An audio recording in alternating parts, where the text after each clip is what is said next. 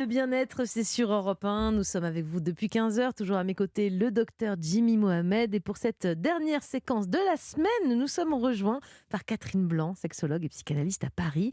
Catherine, on va terminer cette semaine en beauté avec cette question de Clara. Elle a 24 ans. On l'écoute. Bonjour Catherine, moi je vous appelle parce que là ça fait à peu près un an que je suis avec quelqu'un, tout se passe très bien, mais j'ai du mal à lui parler de mes fantasmes et de ce qui me ferait plaisir au lit.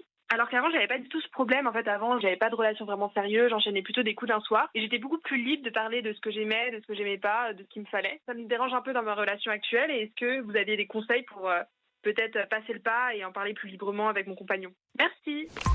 Alors Catherine, est-ce que c'est souvent plus facile, comme elle le décrit, de dire ce qu'on veut d'un point de vue sexuel, quand finalement il n'y a pas tellement d'enjeux dans la relation? Bien sûr, parce que comme vous le dites, parce qu'il n'y a pas tellement d'enjeux, donc les risques sont minorés.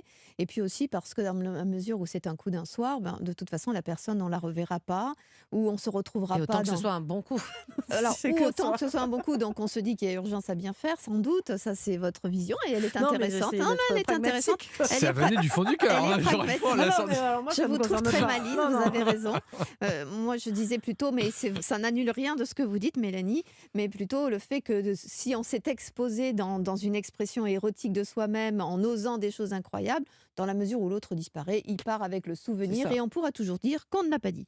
C'est plus compliqué quand on se réveille avec celui que l'on aime et avec qui on va faire des frites le lendemain et avec qui on va amener les enfants à l'école, Les etc. frites, ça va vous parler, Jimmy? Oh, les frites, oui, et le kebab. Mais du coup, ça veut dire qu'on n'oserait pas assumer ce qui semble être une sexualité normale, puisque lorsqu'on ne veut pas parler de ses fantasmes, c'est qu'on suppose qu'on fait des trucs un peu tordus, alors que c'est peut-être pas le cas.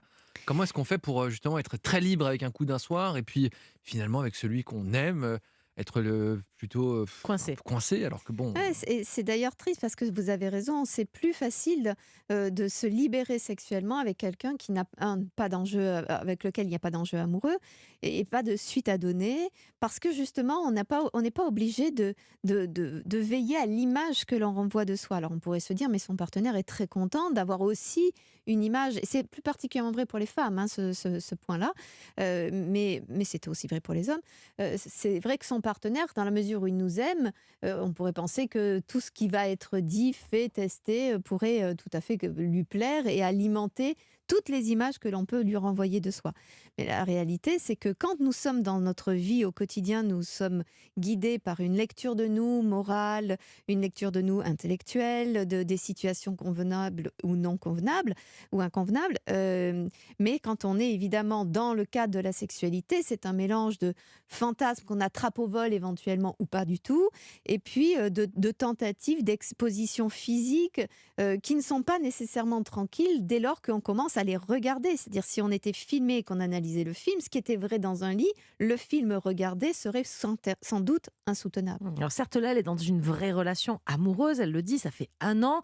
Elle n'arrive pas à se livrer encore d'un point de vue intime, fantasme, etc. Mais un an, c'est tout jeune quand même. Souvent aussi, on apprend à se libérer, à se parler sexuellement. Ça peut prendre plus de temps que ça. Un an, c'est une jeune relation encore. Bien sûr, vous avez raison Mélanie. Ceci étant, ce que j'observe, c'est que quand on établit un type de relation, on a du mal à le bouger par la suite. Mm. Donc c'est vrai que si je ne libère pas de choses, si elles sont importantes, encore une fois, faisons attention de ne pas vouloir dire qu'on veut faire tout et n'importe quoi, parce qu'il est de bon ton de vouloir faire tout et n'importe quoi. Et je m'interroge pourquoi je ne parle pas de tous mes Mm. fantasmes. Dans la réalité, mes fantasmes vrais un soir ne sont pas vrais tout le temps. Puis il y en a qu'on peut garder pour soi aussi. Oui, Mm. et puis surtout, ce qu'on a envie de vivre, on peut avoir envie de le vivre pour le tester. Une fois qu'on l'a testé, on n'a plus du tout envie de le vivre. Donc, on n'a pas envie d'enfermer une relation qui, elle, va être sur le long terme, sur des bases d'une seule curiosité.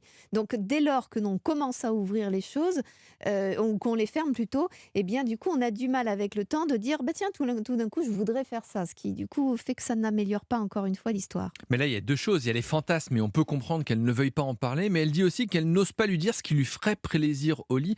Là, c'est peut-être un peu plus problématique. Ben oui, c'est problématique parce que s'il est à côté de la plaque, mais sans aucune malveillance, juste parce que penser que ça pouvait marcher parce que peut-être son ex, ça marchait comme ça, ou parce que c'est une idée qu'il se fait du corps ou du sexe d'une femme, lui indiquer le chemin sans être le sifflet dans la bouche avec une autorité extrême, c'est peut-être quand même le meilleur moyen, et pour l'un et pour l'autre, d'être au bon rendez-vous. Simplement, souvent, c'est difficile de se dire que je dois indiquer à l'autre le chemin, même-t-il suffisamment pour pas avoir trouvé le chemin. Donc souvent, il y a une sorte de mise à l'épreuve du partenaire pour mesurer combien il m'aime à la mesure de sa compétence à me faire du bien. Mais c'est là que ça pose un problème parce qu'il n'est pas censé savoir naturellement. Donc un peu, sans être trop directive, un peu d'indication, ce serait très bien pour le couple. Merci beaucoup Catherine pour tous vos conseils précieux comme toujours.